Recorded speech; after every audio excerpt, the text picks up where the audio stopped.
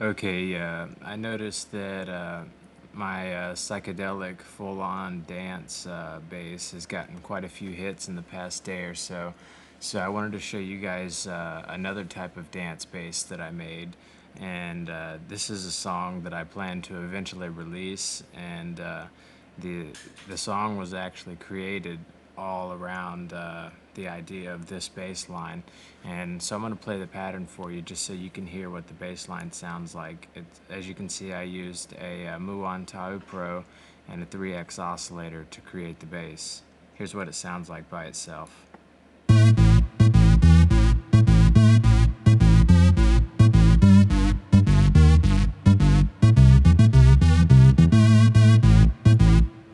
Pretty cool. I really like this bass a lot. And so now I'll show you how I created it. On the Tau Pro, I didn't do anything with the pulse width. The only thing I did over in this area was I made one of the oscillators a sine wave. And the cutoff is all the way down. The resonance is all the way down. The envelope mod here is almost halfway up, but not quite. And the decay is just a little bit above 25% up, and the rest is just left at default. So here's what the bass sounds like with just the Tau Pro on.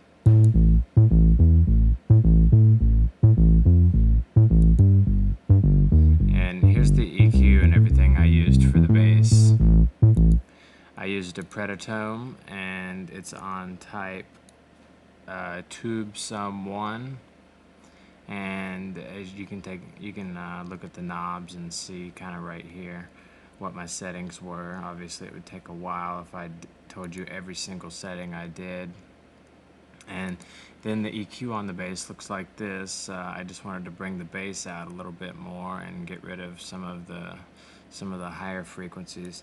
But the real magic here is in the 3X oscillator, and here's what it sounds like by itself.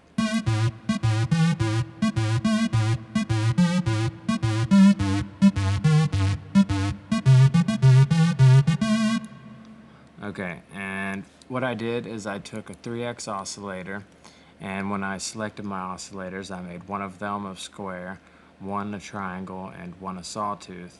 And as you can see, the volumes on the triangle and the sawtooth are fairly low.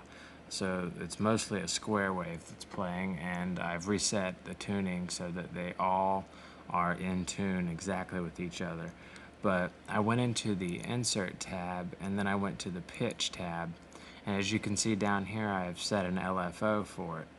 And what I did is I right-clicked on the speed, and I hit set to 1 step, so that the LFO oscillates every 1 step.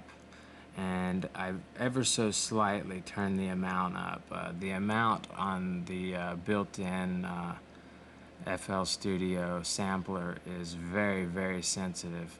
And if you turn it up not even a quarter, I mean, it'll completely distort your sound. And so that's that as far as the construction of the bass. So it's got a pitch LFO on it, and it's basically just 3 oscillators with a pitch LFO. And on the settings, I have a Fruity Free filter, which I basically did nothing with. It's kind of pointless to even have there. And I've got a parametric EQ to take out all of the 500 hertz. And I've also got another parametric EQ to kind of roll off the low end of it a bit. And the magic really is from the chorus, and these are the settings on the chorus. I'll zoom in on this when I export the video so you can see these settings. But yeah, and when they're layered together, they sound great. And now I'll play you a little teaser of the song, and you can hear how the bass sounds in the song.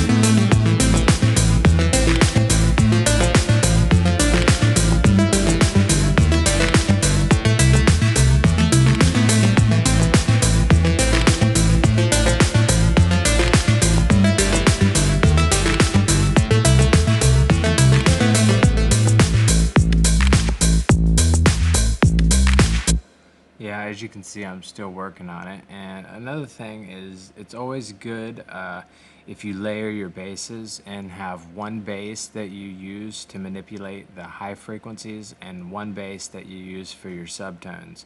Because if you start messing around with putting choruses on where you have your subtone, it's not going to sound very good and it's going to come out muddy. So I usually create one bass that holds the harmonic content of my bass line, and then I mess with it from there. And you can do all kinds of crazy things with your bass when you have a more flexible, higher octave or higher frequency bass into play. Alright guys, thanks for watching. I hope you guys can use this little bass trick in some of your songs, and I'll see you guys next time.